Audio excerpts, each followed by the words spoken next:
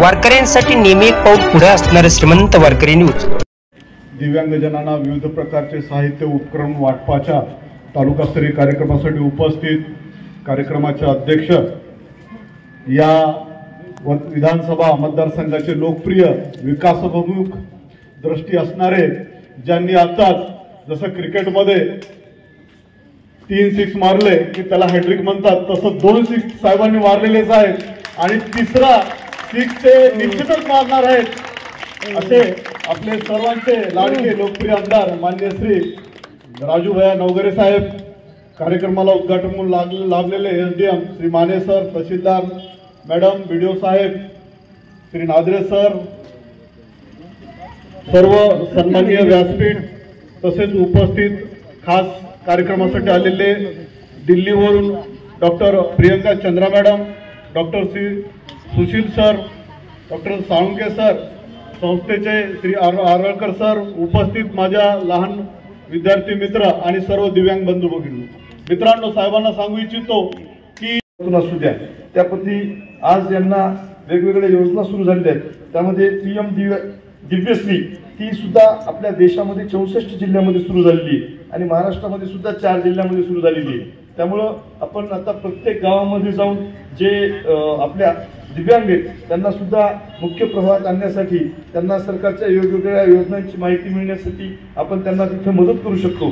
पण शासन दरबारी सुद्धा आपण सामाजिक न्याय विभागाच्या माध्यमातून जे काही दिव्यांग आहेत त्यांना लवकर घरकुल योजना भेटली पाहिजे। आमची ती पलीकडली ताई शिकायला आहे, तिला स्कूटी पाहिजे होती, पण साहेब तुम्ही तिला सायकल दिली। ती सायकल तर आपण मोटर बायसिकल मागत देणार होतो तिला, ती याचं आता ग्रॅज्युएशन झाले, त्यामुळे पुढच्या शिक्षणासाठी इंगोले नावाच्या मुलीला तिथं द्यायचे। ते अलीकडले आमचे गुंडाप्पा आहेत कारपंची, त्यांना आता घरकुलाची आवश्यकता आहे।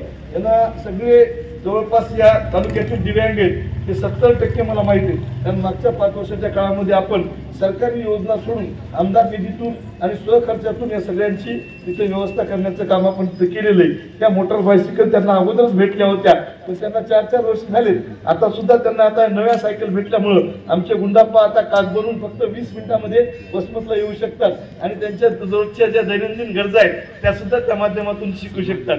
मागच्या 5 वर्षाच्या काळामध्ये आपण ज्या मुलांना ऐकू येत नाही, त्या मुलांसाठी आणि बोलता येत नाही, त्यासाठी स्टार्की नावाच्या योजनेच्या माध्यमातून सुद्धा आपण जवळपास 25 लाख रुपयाचा निधी देऊन आणि सरकारचे 2.5 कोटी रुपये मंजूर करून आपण हा 2.25 कोटी रुपयाच्या जवळपास हे सगळे यंत्र, जे स्टार्कीची मशीन एक 14-14 हजाराचं एक कानाचं मशीन असते, असं 28-30 हजाराचं साहित्य आपण एका मुलाला देण्याचं काम त्या माध्यमातून केलेलं आहे। पुढे सुद्धा दिव्यांगाच्या जीवनामध्ये 4 दिवस सुखाचे येतील त्यासाठी आपण या सगळ्या संस्थांच्या माध्यमातून तर काम करूच, पण ज्यांनी अडचणीत आहेत त्यांच्यासाठी शिक्षणाची व्यवस्था असेल, बाकी सगळ्या गोष्टी असतील त्यासाठी सुद्धा काम करायचे। सगळेच अधिकारी खूप चांगल्या पद्धतीने काम करतात, पण मी निश्चित आता एक नाव घेणार आहे, जे आमचे नवीन गट शिक्षण अधिकारी साहेब आलेले सतीशजी काष्टे साहेब, कारण मी मागच्या जिल्हा परिषद सदस्य होतो, सरपंच होतो, त्यावेळेसपासून या तालुक्यातील विज्ञान प्रदर्शन बघतो सर। आपल्या ग्रामीण भागातील मुलांमध्ये सुद्धा खूप मोठं टॅलेंट आता झालेलं आहे। काय फक्त कॅनव्हास स्कूलमधले विद्यार्थी असतील, मेट्रो सिटीमधील विद्यार्थी असतील, कोणी वेगवेगळे विद्यार्थी असतील, त्यांच्या बरोबरीनं आपला तालुका चालला आहे। इथे दिव्यांग असतील, आपल्या इथे जिल्हा परिषदेची शिक्षण शाळेतील विद्यार्थी असतील, यांच्यासाठी आम्ही काल बघितलं तर 18 वर्गामध्ये विज्ञान प्रदर्शन तिथे अत्यंत उत्कृष्ट पद्धतीनं आणि त्यांचं तिथं करण्याचं काम त्या माध्यमातून केलेलं आहे। त्या पद्धतीनं काष्टे साहेब आहेत, तहसीलदार मॅडम असतील, BDO साहेब असतील, या वसमतचा एक वेगळा पॅटर्न झाला पाहिजे, यासाठी या सगळ्या अधिकाऱ्यांना काम करणं सुद्धा जरुरी आहे। कारण आम्ही कितीही बोलून उपयोग नाही, येडके साहेब सरकारी काम 2 महिने थांब असं जर तुम्ही समजा जर काम करू लागले तर आम्हाला या सगळ्यांची कामं करण्यासाठी गती येणार नाही।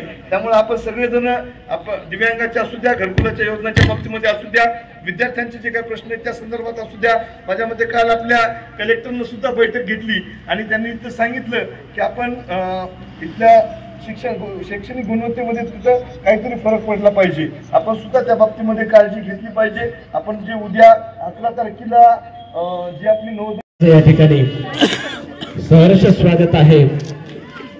मी दिव्यांग विद्यार्थ्यांना विनंती करतो की आदरणीय भैयासाहेबांचं या ठिकाणी औक्षण करावं। आदरणीय येडके साहेब यांना ही विनंती आहे की आपण सर्वांनी बाहेर यावं। मॅडम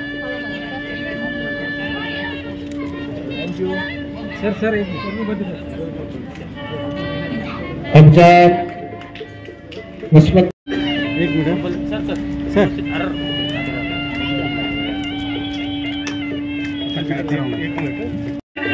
थोडं मागे बस फ्लॅश आहे ना चला लवकर करा. आणि या सत्कारानंतर अध्यक्षीय समारोह